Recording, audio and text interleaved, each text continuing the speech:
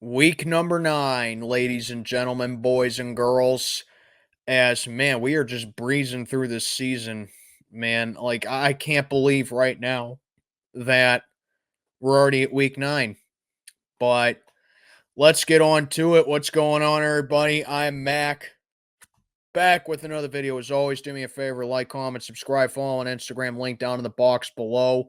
Week 9 picks of the 2024 NFL season. Another strong week for me, man. 12-4 in week 8, and I am just on a tear lately. 12-4 in week 8, and in my last 45 games, I am 36-9.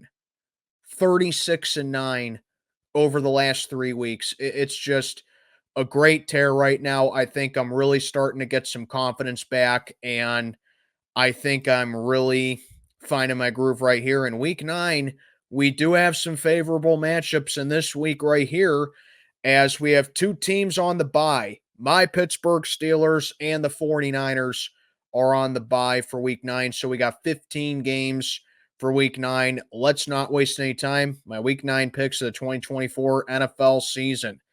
And let's get the music started, and let's get things started off with on Halloween night, on Thursday Night Football this season, we got the Houston Texans going to Jersey to play the Jets, as the Texans are coming off sweeping the Colts, but they did lose a big asset on their offense, as Stephon Diggs tore his ACL out for the season.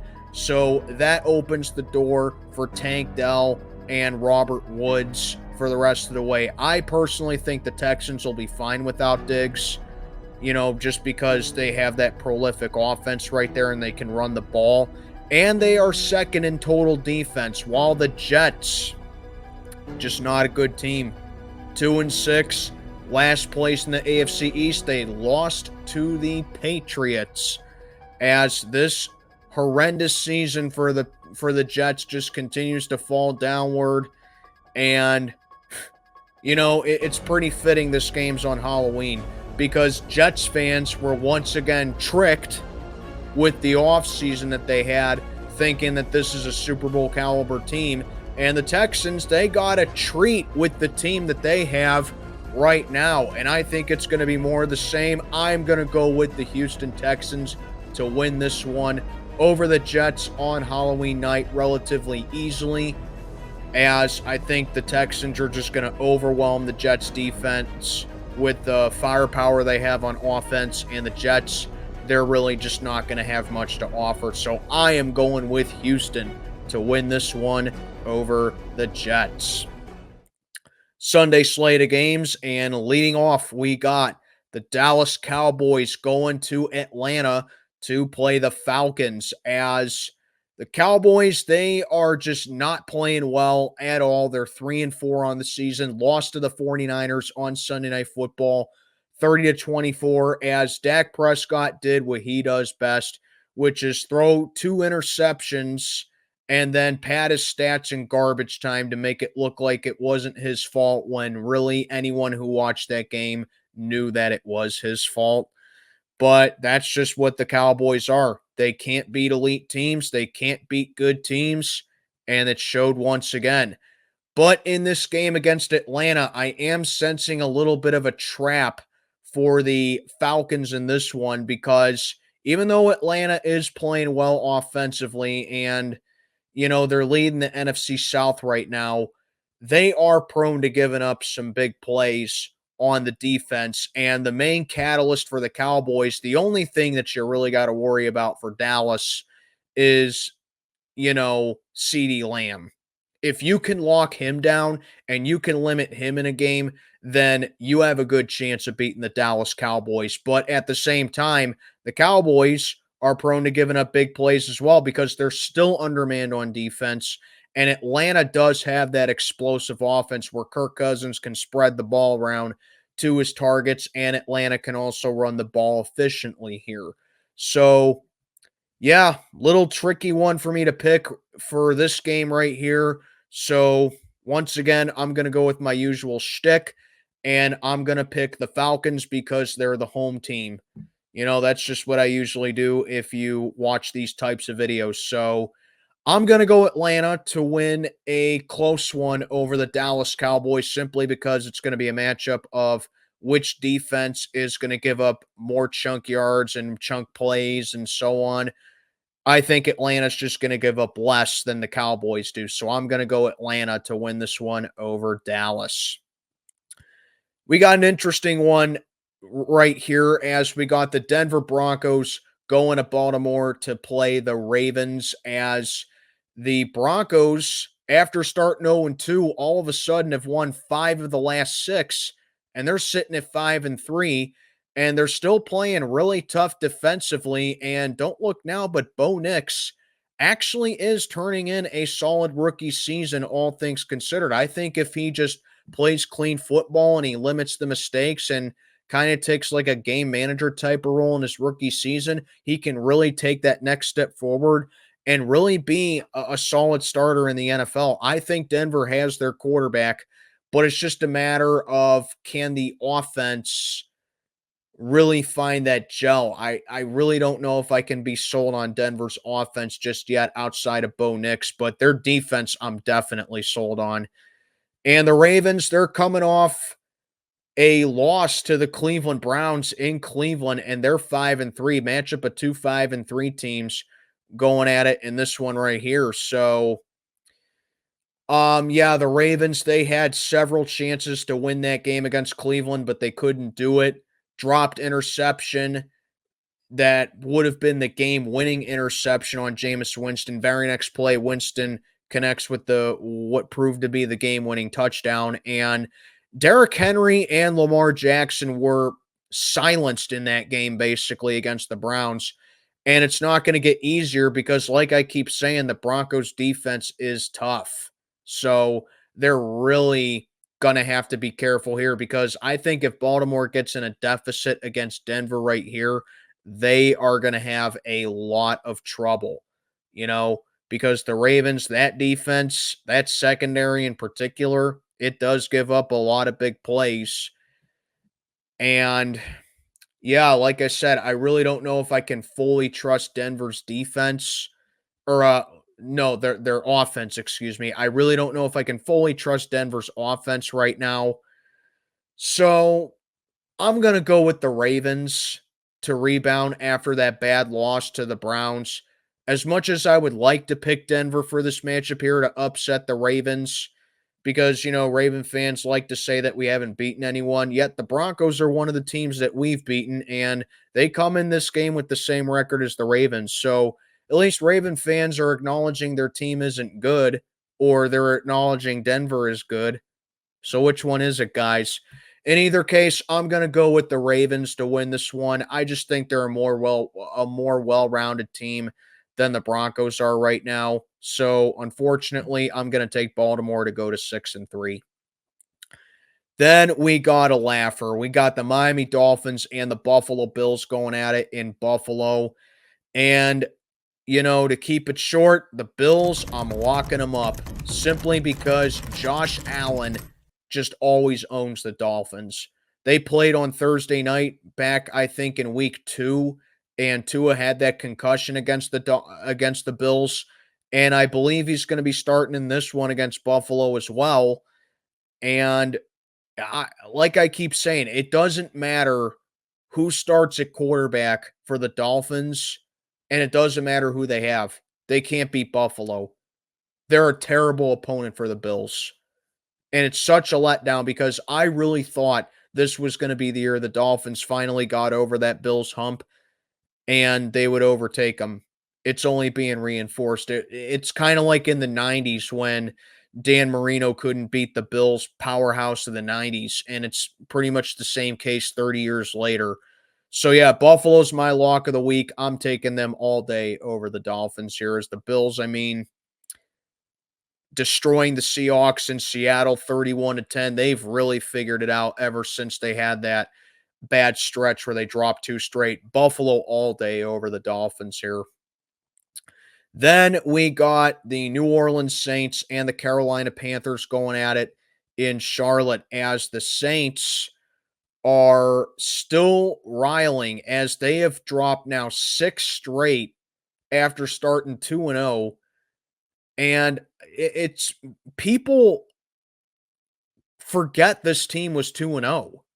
I mean, they scored 91 points in the first 2 weeks of the season, and now they're averaging like 14 points a game since then, and their defense has completely fallen apart as well. The Saints are just playing awful.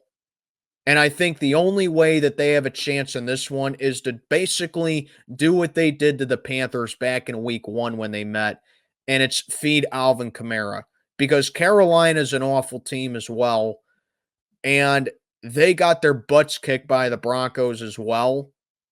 So I think it's just more of that the Saints are going up against a favorable opponent, then the Panthers can find a way to rebound. The Panthers just have no life whatsoever, whereas the Saints, it's like they have talent, but they're just not being able to live up to it. And I really am starting to see that 2-0 start that the Saints had as just being a fluke. So regardless, I'm going to go with the Saints to snap their losing streak here and complete the sweep of the Panthers, but that's really not saying much.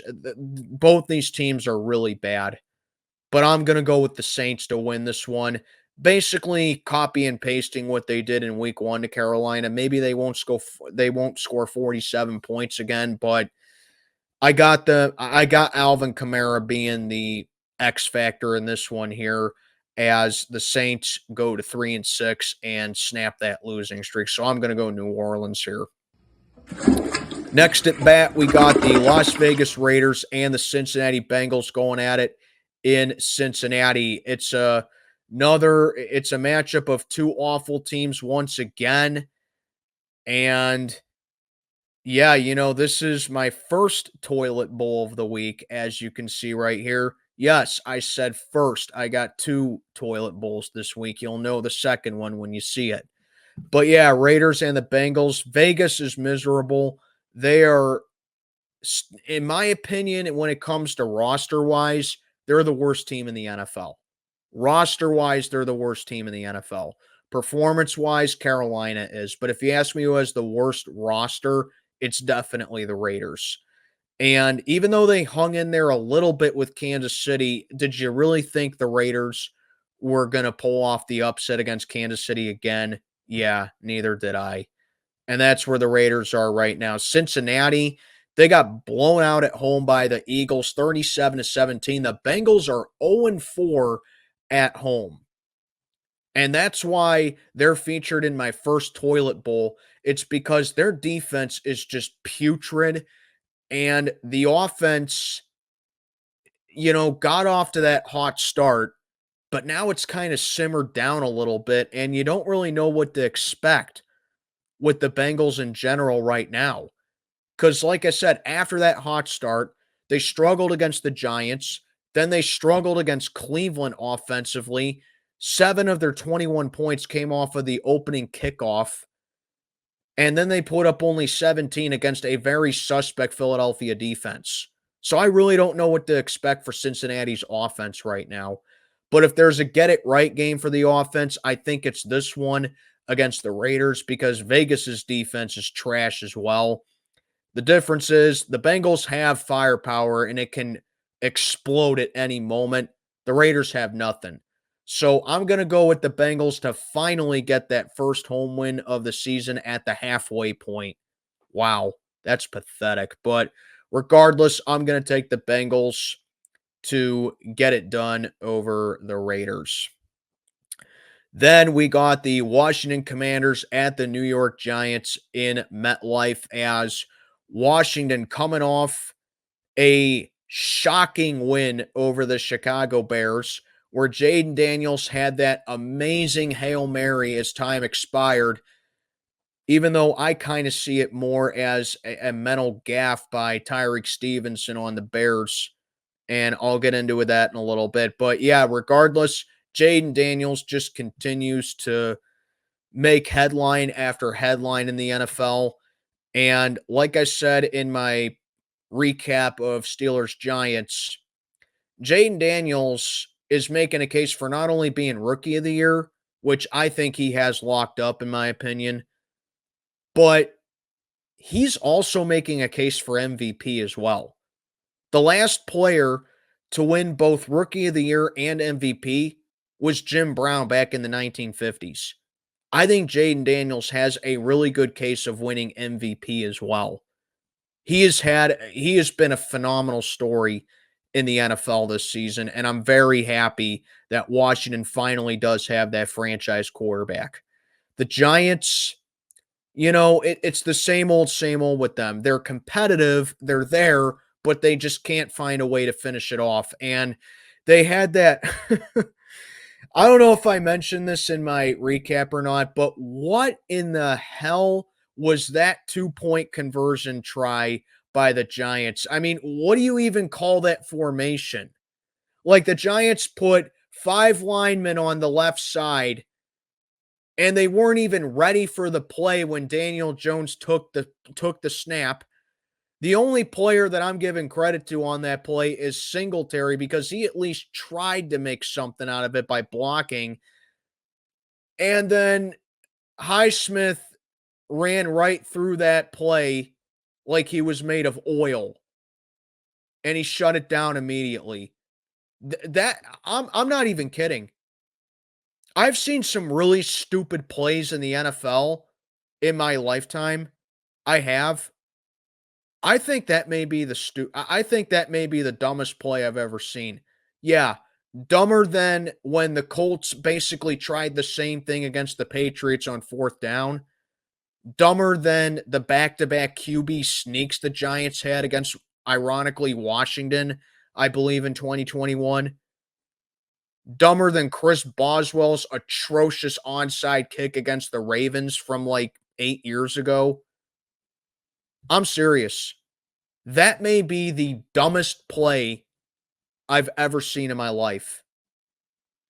Regardless, I'm going to go with Washington to complete the sweep of the Giants. When these two met back in week 2, Washington won 21-18, but Washington kicked 7 field goals in that game, and the Giants scored 3 touchdowns and did not get a single extra point or 2-point conversion in that game. That's the first time in NFL history that such a thing has happened where a team lost a game despite scoring 3 touchdowns and not allowing their opponent to score a single one. I don't think that's going to be the case this week. I got Jaden Daniels just going on a tear in this one and keeping it rolling for Washington. And I think they get the sweep of the Giants here and keeping them winless at home. The Giants have not won a home game either. And unlike the Bengals, I think they stay winless at home. So I am going to go with Washington to win this one over the Giants. Then we got the Los Angeles Chargers at the Cleveland Browns. This one is in Cleveland as both teams are coming off a win. The Chargers smacked the Saints around on Sunday 26-8, and the Browns are coming off a big upset emotional win over the Baltimore Ravens where Jameis Winston finally got the start. The Browns entered that game having not cracked 20 points all season. And what do you know? Jameis Winston comes in and leads the Browns to 29 points. Gee, it's almost like Deshaun Watson was the problem all along. But anyway, the Browns, I think they are going to come in with confidence in this game, seeing that they have a quarterback that's capable of being productive on offense. But the thing that really still makes me unsure of the Browns is their defense. I mean, the Browns had an amazing defense last season, but this season the defense has really taken a step back. And I know Denzel Ward has another concussion, and I know that his status is unknown for this game. But the thing with the Browns is that they have struggled to stop the run at some points this season. And what have the Chargers done basically the entire season so far? They've ran the ball efficiently. I mean, when we played LA back in week 3, the Chargers were the league leader in rushing. So, I think if they're going to win this game, they got to pound the rock and they got to run it right down Cleveland's throat once again. As LA, I think they have a better defense than Baltimore does, as the Ravens are really prone to giving up some big plays. The Chargers, they have had they've given up a couple of big plays here and there as well, but I think the Chargers have a more well-rounded defense than the Ravens do at this point. So for that reason, I'm going to lean towards the Chargers to win this one and get it done over the Browns in Cleveland. This is typically a home dominated matchup here because, like, every time the Chargers go to Cleveland, they lose. And every time the Browns go to the Chargers venue, the Chargers win. But I'm going to say LA Bucks the trend here just because I like them a little bit more offensively than Cleveland does. And I think that the Chargers run game against Cleveland's defense is going to be the X factor here. So I'm going to go LA to win this one over the Browns. Toilet Bowl number 2. The Patriots and the Titans in Nashville. Who the hell is going to want to watch this game? I mean, do Patriots fans and Titans fans even want to watch this game? What's the point? Both teams are god-awful. Oh, boy. It's just one of those matchups. I mean, that's the deal when you do pick them, you know? That's the deal with it. You got to have these types of games to where it's like you got to pick somebody to win. That's the deal with pick 'em. So, who do I possibly go with right here? The Patriots beat the Jets, but they lost Drake May to a concussion, even though Ramondre Stevenson had the game winner. I don't know if that's fully enough for me to warrant picking the Patriots. As for Tennessee, they're just dreadful. They're 1-6 on the season. They got absolutely murdered by Detroit. 52-14. Unbelievable. They got a 50 burger dropped on them. Wow. So much for that stout defense the Titans have, right? With the Titans, I think they got to go Mason Rudolph in this game as far as QB goes. He's just been the better option. Will Levis has just been leading them nowhere. But I will give Tennessee a little bit of leeway because the Lions, they just have a high-powered offense, and they just have, in my opinion, the Lions are the best team in the NFL. Okay? Kansas City may be undefeated, but if you ask me who the best team in the NFL is right now, I think it's Detroit. That's my take on it right there. The Patriots beat a crappy Jets team, and now they got to play a crappy Titans team. I really don't know who to go with here, so screw it. I'm going to go with Tennessee just because I have to pick somebody. I don't know if I can trust to pick the Patriots to win 2 straight games, you know. So, total shot in the dark here. I have to pick someone to win. I really don't give a crap about this game. I'm going to pick the Titans just because whatever, who cares about this game? All right, later slate of games. We got the Chicago Bears and the Arizona Cardinals going at it in Glendale. I think this game can be more interesting than what people think because the Bears, they're 4-3. As I mentioned, they lost on a Hail Mary to Washington, and Tyreek Stevenson's a total idiot, by the way. He was taunting the Washington crowd as the last play was happening mid-play. And then as soon as Jaden Daniels released the ball, he arrived at the scene late, batted the ball up in the air, gave Noah Brown a chance to catch it. And sure enough, he did. Defense 101. When you're on a Hail Mary play like that, you never try to catch it as a defender. You never, ever, ever bat the ball up in the air like that. That's a cardinal sin for defense. It's basically the equivalent of a quarterback throwing a ball across his body. Those are the two biggest cardinal sins in the NFL.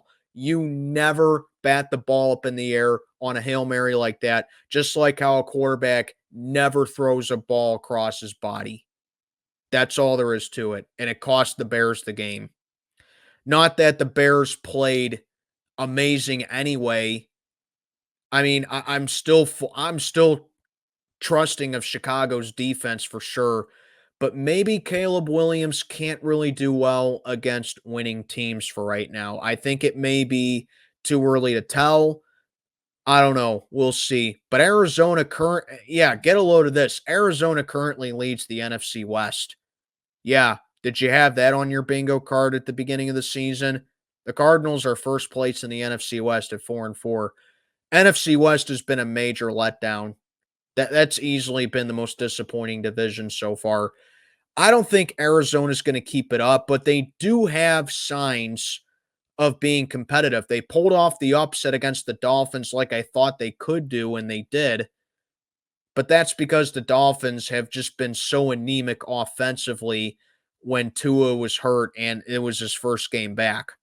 Chicago does have some kind of production on offense with Caleb Williams, and they do have some confidence. And Arizona's defense has let them down more in their fair shares as the season's gone by. So I see this as an upset potential, but I'm going to go with the Chicago Bears to rebound after that embarrassing way to lose to Washington and get the W here over the Cardinals. I don't know if I can really see Chicago dropping two straight. And the NFC North has just been a really entertaining division. That's the best division in football right now. So I'm going to go Chicago to win this one, although I will not be surprised if Arizona wins, but I'm going to go with the Bears here. Next, we got the Jaguars at the Eagles in Philadelphia. Thank goodness this game got flexed off of Sunday Night Football. Yes, this was the original Sunday Night Football game for this week. It got flexed off. Thank goodness for that, because this would have been a disaster and a really bad look on Goodell's part if he kept this game on Sunday night. So Jacksonville is in such disarray. They are the second worst team in the AFC, in my opinion, only ahead of the trash Titans. And Jacksonville just has nothing going right for them. They hung in there surprisingly against the Green Bay Packers. I don't know how they were able to do that, but it is what it is. But they lost in the end. And now Doug Peterson is going back to his old team's venue in Philly. So the return of Doug Peterson in Philly, I expect him to be booed loud and proud by Eagle fans over there. As the Eagles, like I mentioned earlier, they stomped the Bengals in Cincinnati 37-17. It looks like the Eagles are back to being that team that I thought they could be at the beginning of the season. They're starting to play like it now. Saquon Barkley, another monster day for him. 108 yards on the ground against the Bengals. And now they're getting A.J. Brown and Devonta Smith back in this game. And going up against that Jacksonville defense right here, I think this is a no-brainer. I'm going to go Philly to win this one easily over Jacksonville. The Eagles are favored, and I think they cover the spread easily here. I'm going to take Philly to win this one 30-10. This is my spread of the week. I think the Eagles cover that all day. I'm going to go Philly to win big here. Then we got a 2-for-1 right here. Not only is this my rivalry of the week, but this is also my game of the week right here. Detroit Lions and the Green Bay Packers in Lambeau Field. The Lions, as I said a little bit ago, in my honest opinion, they're the best team in the NFL. Like I said, Kansas City may be undefeated, but they're basically sleepwalking their way to being undefeated. The Lions have just been straight up dominating teams this season. They had that one bad game against Tampa Bay, and that was it. The Lions are looking incredible. Their offense is just sensational. And they, like I said, they dropped a 50 burger on Tennessee, 52-14. Jared Goff only had 85 passing yards in that game, and he still went 12 of 15 for 3 touchdowns. They had a long punt return for a touchdown. The run game once again went off. They're spreading the ball around. This Lions team is so fun to watch, and I think this is the point where they really start to dominate the NFC North. Because if they can hand Minnesota their first loss of the season when the Vikings were feeling good about themselves, and then do that with a minimal effort basically against Tennessee, that says a lot on the depth of this team and how they're coached. And that's why I think the Lions are the best team in the NFL right now. Then you got the Green Bay Packers. They're no slouches themselves. They are 6-2 on the season, but they had some trouble against the Jacksonville Jaguars at some point. And for it to be even more of a concerning issue, Jordan Love suffered a groin injury in that game. And while we don't know the full status of Jordan Love right now, I doubt he's going to play in this game because the Packers are, quote, highly concerned that the groin injury could keep him out for a couple more weeks. So you're looking at starting Malik Willis, is a who is a capable backup in this league, as it showed earlier in the season for Green Bay. But let's be honest, guys, they're going up against a Lions team that just has a ton of momentum. They're on a scoring binge. They've scored a minimum of 31 points in 3 straight weeks. I don't see how Green Bay gets the job done here. I still think the Packers can give an honorable fight here, and I still think the Packers can make it somewhat decent. But the Lions are just far and away the better team coming into this matchup right here, you know? Plus, the Lions, they've had their way with the Packers in Lambeau over the past couple of seasons. The Lions have won the Lions have won, I think, 3 of the last 4 in Lambeau, including winning the last 2 against them in Lambeau. And I think Detroit can make it 4 out of 5 right here. I'm going to go with the Lions to get it done over the Packers in Lambeau. Once again, improved to 7-1. What a team this is that the Lions have. Basically, it's Super Bowl or bust now for Detroit. But I'm going to go with the Lions to win this one over the Green Bay Packers. Then we got the Los Angeles Rams and the Seattle Seahawks going at it in Seattle. The Rams are coming off a Thursday night win over the Vikings, as that game did have controversy in it with the safety in the end zone where the ref missed a face mask. But I think that's overblown, honestly, because the Vikings, they weren't coming back and winning that game. The Rams had that game won. And even if the face mask gets called, like I said, I don't think the Vikings were going to come back and win. I think that's way overblown right there. But the Rams, they are starting to pick things up right now, and they've won 2 in a row, and they're getting healthier as well. So that's a big advantage for LA coming into this one right here. The Seahawks, same old with them.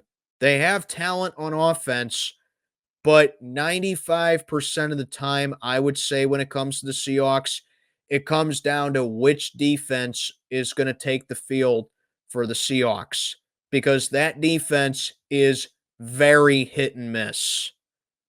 And going up against a Rams team that's capable of lighting up the scoreboard and is getting healthier and newfound confidence, that's a big mismatch right there, in my opinion. Plus, Matthew Stafford, since going to the Rams, and Sean McVay, since becoming the coach of the Rams, they've been one of the few teams, aside from them and right now the 49ers, that have really given the Seahawks a hard time in Seattle.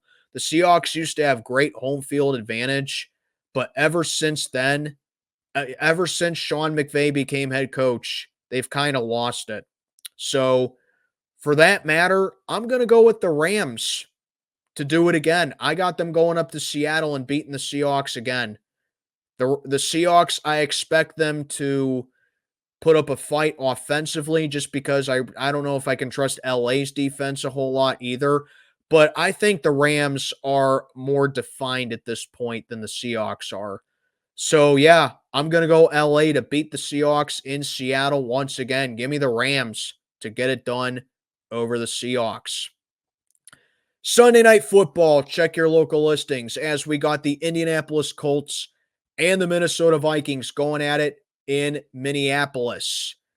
As the Colts, they're coming off a crushing loss to the Texans, as Anthony Richardson has been it's been announced that Anthony Richardson will be benched for this game, and Joe Flacco is going to get the green light to start for the Colts in this one. Personally, I think that's the right decision because for as much upside that Anthony Richardson has, and for as much as I don't want to give up on him just yet, the guy can't stay healthy.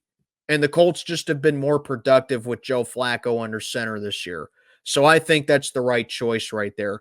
He also said that he felt exhausted in the game as well. So there you go, right there. I think it's the right choice to start Joe Flacco in this game for the Colts. As for the Vikings, they got off to that 5-0 start, and they've dropped two straight since then. And personally, I think the clock has struck midnight on the Vikings. You know, Sam Darnold turned into a pumpkin, and the Vikings, it looks like they've gone from just being so prolific and so dynamic to now just looking like the team that I kind of expected them to be, just on a little bit of a higher level. Like I said, I think the Cinderella ride's coming to an end right here. The Vikings do have a big advantage in this game as they did play last Thursday and they've had the extra days of rest, so I always don't underestimate that. But honestly, I'm going upset here. Yeah, I'm taking the Colts to beat the Vikings here as my upset of the week. Like I said, I think Joe Flacco provides a spark with this Colts offense that Anthony Richardson's unable to do at the moment right now. I trust Shane Steichen. I think he's a really good play caller on offense. And Minnesota, despite them having a solid defense, and I think Brian Flores can come up with some nice schemes here, I don't trust Minnesota offensively. I think the Vikings offense is just going to waste some more opportunities, and eventually the Vikings defense is going to get tired. That's what happens when you have a stale offense. So I'm going to go Indianapolis to upset the Vikings on Sunday Night Football. This is my upset of the week. And concluding week 9, we got Monday Night Football, a rematch of Super Bowl 55, as we got the Tampa Bay Bucs and the Kansas City Chiefs going at it and Arrowhead. Like I said, rematch of Super Bowl 55, as the Bucs, they are looking real shaky right now. And I don't know if Mike Evans is going to play in this game as well. Even though they are being productive offensively, Tampa's defense is holding them back big time, and that showed in that Atlanta game. As for Kansas City, they are 7-0. They are the only remaining unbeaten team in the NFL right now. And even though Kansas City is 7-0, that kind of feels a little bit hollow because Patrick Mahomes has really played below his level of talent and his abilities. And the Chiefs defense has been carrying them for the entire season. They had some trouble against Vegas. The Chiefs have been winning these games, and I know that style points don't matter when it comes to the NFL, but if you tell me right now that the Chiefs are the best team are the best team in the NFL just because they're 7-0, I would disagree with you. I've said it a couple times and I'll say it again. In my opinion, the best team's Detroit right now. So, I think in order for Kansas City to win this game, the defense still has to be strong because you can't sleep on Tampa's offense in this one. But Tampa's defense, I think, is going to hold them back in this game. If there's a game for the Chiefs to finally click things on offense correctly, it's this one right here, as the Bucs have just been getting beat up on defense lately. So I'm going to go with the Chiefs to improve to 8-0 and continue this sleepwalk and this cakewalk of an undefeated season that they have right now. But there's a part of my mind that thinks Tampa can pull off the upset, but I'm just not going to go for it right now. So I'm going to go Kansas City to win this one over the Bucs and improve to 8-0. And that'll do it. Those are my week 9 picks of the 2024 NFL season. Let me know what you think down in the comments below and what are your picks. And this is Mac checking on out for the day. Have a good one, everybody.